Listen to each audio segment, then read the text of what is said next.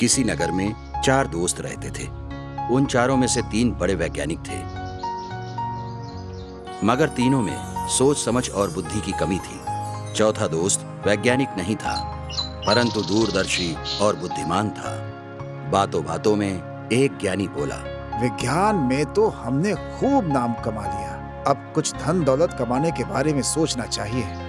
हाँ मित्र, ये मायावी संसार में मान सम्मान से जीने के लिए धन बहुत जरूरी है। सत्य वचन, हमें अपनी विद्या से लाभ उठाना चाहिए, वरना हम में और हमारे इस मजदूर मित्र में क्या अंतर रह जाएगा।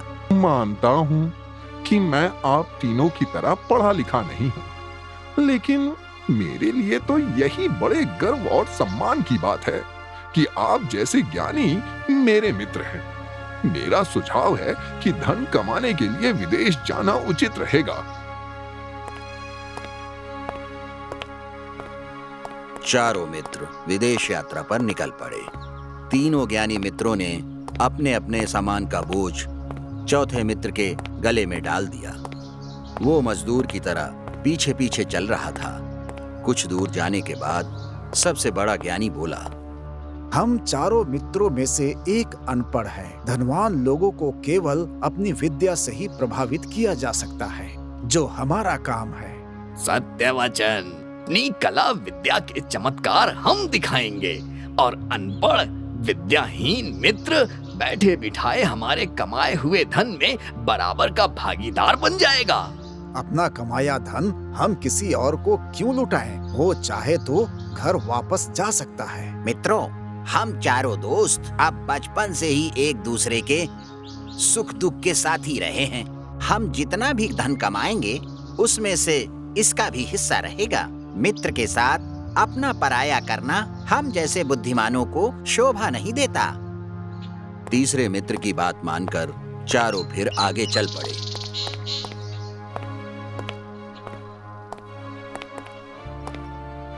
थोड़ी दूर जाने के बाद एक जंगल में पहुंचे। वहां उन्हें मरे हुए एक शेर का कंकाल मिला। कंकाल की हड्डियां यहाँ वहां बिखरी पड़ी हुई थी।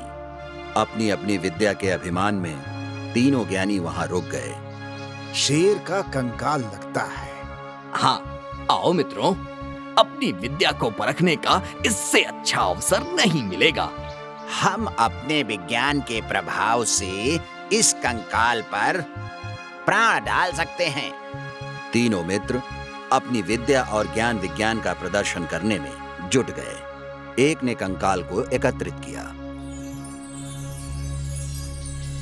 दूसरे ने कंकाल पे अपनी विद्या से मांस चढ़ा दिया और तीसरे ने चर्म और माल आदि से कंकाल को शेर का पूर्ण आकार दिया।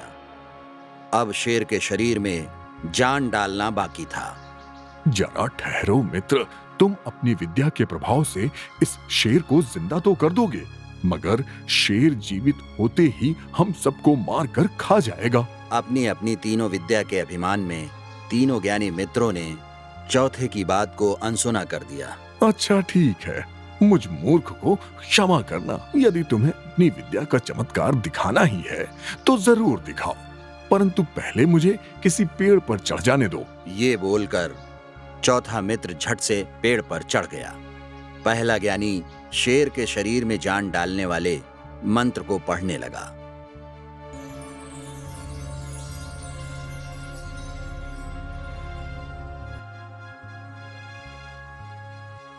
शेर ने जिंदा होते ही भयंकर दहाड़ लगाई और तीनों ज्ञानी मित्रों को चीर फाड़ कर खा गया। शेर के जाने के बाद चौथा मित्र पेड़ से नीचे उतरा।